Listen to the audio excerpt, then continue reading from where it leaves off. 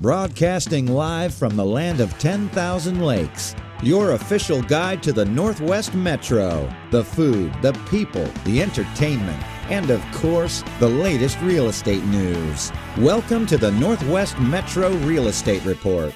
And now your host, a licensed realtor specializing in new construction, helping build new communities in the Northwest Metro, Amanda Galindo. Hey guys, it's Amanda Galindo here with Progressive Builders. I am here with Molly Peterson with Waterstone Mortgage, and we are going to be doing our February 2015 Northwest Metro Real Estate Update. The whole point of these interviews is to interview local business people, businesses, just to be a resource of information for you guys. And I love Molly. I actually have the privilege of working with her personally and professionally, and she does a fantastic job. And I thought coming into the new year, this would be a great idea to interview a local lender that can be a resource for you and your family and your friends and everybody. And she can kind of tell you a little bit more about herself that you probably wouldn't know if we didn't do the interview. So thank you so much, Molly, for doing the February interview. Can you tell us a little bit about yourself, kind of where you grew up, where you live, a little bit about your family? I can. Thank you for allowing me to be here. This is kind of fun and weird and exciting all at the same time. I'm honored. So I am Molly Nadeau-Peterson. I had a career before I got married, so it complicates the last name. And I was born, raised, live, work, and serve in Elk River.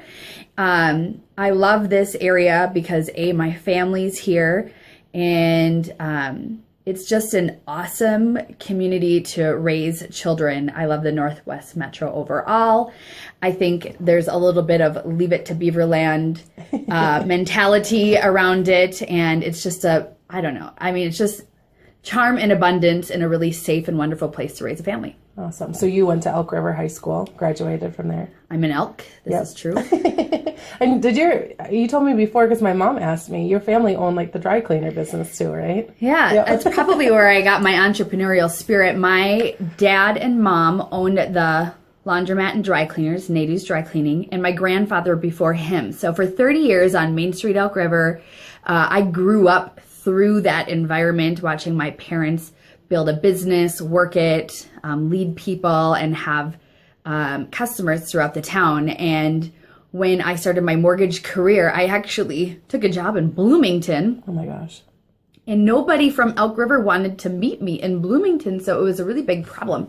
So I had to start by finding new customers. Over time, I realized that having a connection with the community that I grew up in and where I live, work, and serve, it was way important. Therefore, I moved back into the Elk River area and really started to develop my business just from a different capacity by having relationships with my clients who are friends or they become friends. So awesome. Cool. So you kind of got to my second bullet point, what do you like living about the area? It's the leave it to Beaver kind of feel. Yeah, there's something really special about it. I like to think that, our schools, I think every school has some special uniqueness about it, but our schools are good. You can let your kids walk to and from school. We don't ever have safety concerns. Yeah. I love being in small town USA, like walking downtown. Monticello, for example, they have such cute stores. There's a lot of small business owners in the area. And I think that brings so much more, more of a robust community when you have, small businesses. And I think that it's more prevalent in this area that we live in. Yeah, that's awesome. And so as far as being a loan officer lender, how long have you been doing it, and how did you get started? How did you get into it? Yeah, I started in 2001. Prior to that, I was in furniture, and I was sick of working nights and weekends. So I knew being a realtor was probably not my calling. So I don't, falling into lending, I think that the way was paved for me, and I just kind of fell into it, thank God. Once I started doing lending, I fell in love with it and I became very passionate about it. The ability to help people understand financing and empower them to make these very big decisions, became kind of my platform. I remember taking my first loan out, and I left that closing buying my first home. I had no idea what just happened. I didn't understand my payment, how it came about. I was terrified. And when I started lending, I didn't want that to happen to anybody else. So I became kind of a vigilante, to empower people. Mm-hmm. I think our industry overall is moving in that direction, which is really, really good. Mm-hmm. But my customers leave qualified but in control of their destiny. They're a decision maker in that process, and that's what drives me. Yep. And I actually, just being able to work with you personally, I've seen another side to you, and how you communicate. I've sat in on one of my clients, and then sitting down, you explained everything. Even my husband said, oh my gosh, I can't believe how much she explained everything. But it was good because we've already been through that process before, and it's like going through it again. You're thinking, oh my gosh, I didn't know that the first time. It was just like a whole cluster of information. And so I love that you break it down into simplified terms for people to understand, and you don't make it so overwhelming. And especially when you're working with first-time home buyers, which is a lot of who we work with, it makes it so much easier for them to feel comfortable, because it is stressful. It's like, oh my gosh, I'm building a home, I'm buying a home. You have the lending side of things, which is stressful, and then you have the building side, which is stressful. And so you and your team make it like super easy. And I love that you communicate on a weekly basis, even though I might not have anything to say to you guys, and sometimes I don't call you back, but you call, and I love that about you guys. So, well, I'm glad that you noticed. When I have an appointment with a buyer, first-time home buyer or a 15th time home buyer or investor, I don't care how skilled that person is. First of all, loans change all the time. Rules change. It's weird and technical, and a pre-qualification is not only to inform, but try to get rid of or through any of the really complicated things that could prevent that person from moving forward well beyond or well before they start looking. So when we sit down together, we actually go through every single closing cost, the loan, its function, cash to close, monthly payment, what could vary based on different homes that the client is looking at, and then they understand how to read our forms. So it's a lot easier for us to communicate afterwards through email or through the telephone when we have a clear baseline on what we're talking about, and to update numbers thereafter. And you mentioned my team. So I have some really talented women that work with me and add so much value to our process or system or process that's a system. So we do communicate every single week. So the number one complaint about the mortgage industry by both clients and realtors is that lenders don't communicate either enough or correctly or honestly. And we decided to make that a baseline in how we do business. So every single Tuesday, we call everybody in a transaction, the buyer, the realtor, the listing agent, and the builder, and we give an update as to where we are in the financing process. It allows us to all be moving in the same direction with the same goals. And if there are going to be any issues, we learn about them early, giving us enough time to manage it. So 2 days before closing, we're looking at numbers and making sure it's perfect so we can celebrate at closing versus adjusting things, rescheduling. That just does not happen in our world. And it all stems from just having a good process of communicating effectively every week. Yep, for sure. And the team is awesome. I love Amber and Stephanie. Wow, they're amazing. Yes, Amber, Stephanie, and Sarah. So anyone that works with us will get a touch from each of them, and they are fully committed, totally empathetic, and committed to making this process for every customer transparent and exciting. Awesome. Yeah.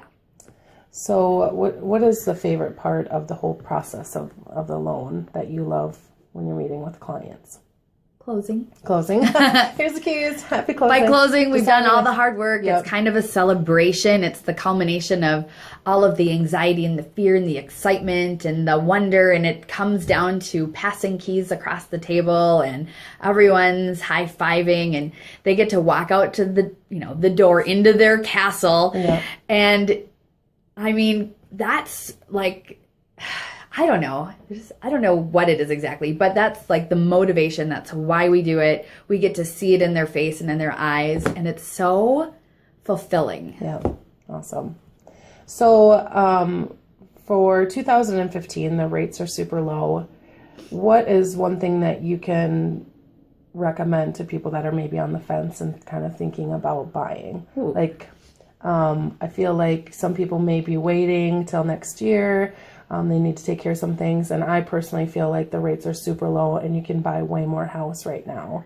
That is the truth. So, the reasons may change depending on the season of the year or time of year. Right now, you're right, Amanda, rates are low. The chances of them getting lower are much slimmer than them getting higher. So if somebody is considering doing something, they would save money by securing a lower interest rate, plus buying now before the homes really start to get into that full force of spring market where, we'll start to see more buyers out there. They go into multiple offers, prices start to increase. So not only are they going to save on rate, but they'll save on cost of the home. And sometimes they're in a better negotiating position to have the sellers kick in a little towards their closing costs, etc. Sure. Once we get into like March, where so many people are shopping and there's a lot of competition, then I think really having your ducks in a row, getting that pre-approval out of the way first so they can be like really fast in execution of writing an offer on a property. So they're out first to try and eliminate the multiple offer situation. And then who knows after that, like that's pretty far away. We expect rates to increase later this year. And of course, home prices are also expected to increase. So it's just going to cost more money. Yep. It's my thoughts exactly. Yeah. So the biggest thing is just having them, not be afraid to meet with you. And if it might be a no, but it's not going to be like you're never going to get a home. It's just going to be not now.